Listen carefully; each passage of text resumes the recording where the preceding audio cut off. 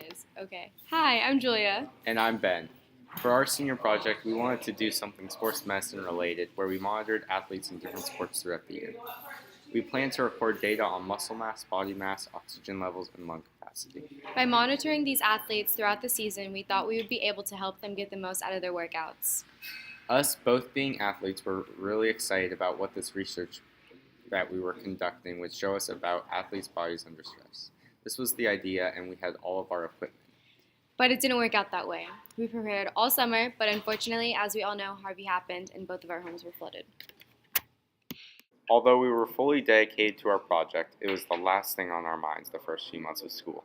We lost all of our equipment and all of the planning that went into our timeline was ruined. We didn't really know where to go or what to do with our project. Finally, in the new year, we had found a new path for our project. We both wanted to keep a project with a sports medicine focus, so we decided to make it more of a research project. We still conducted a mini experiment, but instead focused more on how athletes at the professional level keep at their peak. We researched technology, techniques, and different injuries and recuperation from those injuries. To say this year was crazy is an understatement, but we learned a lot of important things about sports medicine and even got a Rockets basketball practice out of it. So here's our project and what we've learned.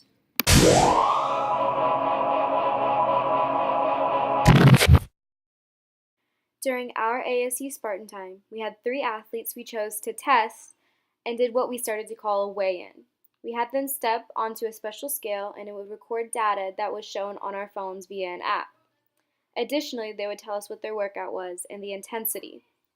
The scale we used took biometric and anthropometrical measurements, so it kept with the things that we originally wanted to test, like muscle and body mass, but it also additionally recorded other body composition measurements, such as visceral fat and the percentage of water and protein in the body.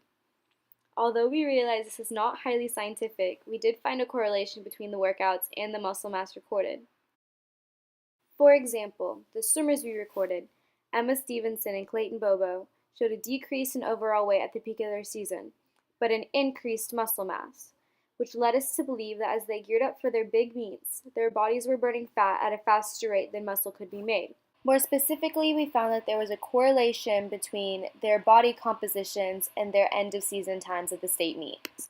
Additionally, Ben Kuhn, our third athlete, was recorded to be the opposite of our swimmers.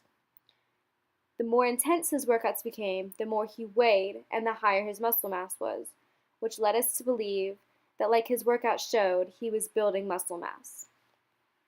As this graph shows, you can see that there is one peak. This correlates to when Ben was switching from in-season of football to practicing on his own for off-season.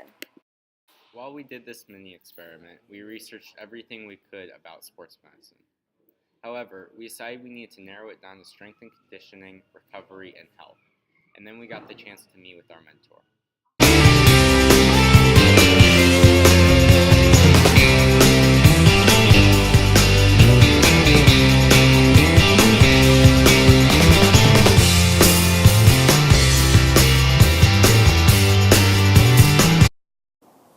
The Houston Rockets are one of the most forward-thinking teams in the NBA, and that extends to their use of technology in sports medicine.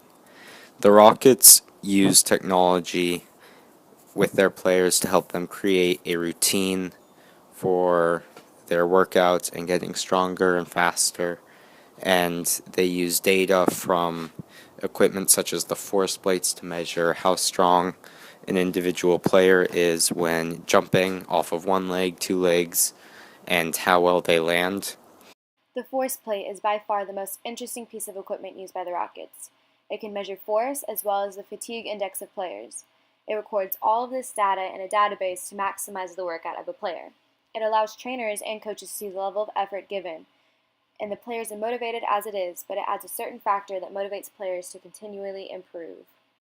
Data like that helps them compare tests with a baseline and helps them evaluate players as they return from injuries to see if they are compensating for an injury. The Rockets also use specially modified equipment for all of their players because, like most NBA players, they're bigger than the average person, so they have specially designed equipment that enables their players to use. The Rockets also use reaction tests to help measure their players' reaction times, because when they're playing basketball, a fraction of a second can be the difference between losing and winning. And so their hand-eye coordination tests can be taken at the beginning of the season and the end of the season and in between to help measure whether or not the players are getting better in terms of reaction. During our time at the Rockets practice, we learned that they use the data and technology that they collect to adjust their workout plans for players throughout the season. They focus on different aspects of the sport like power, strength, and acceleration.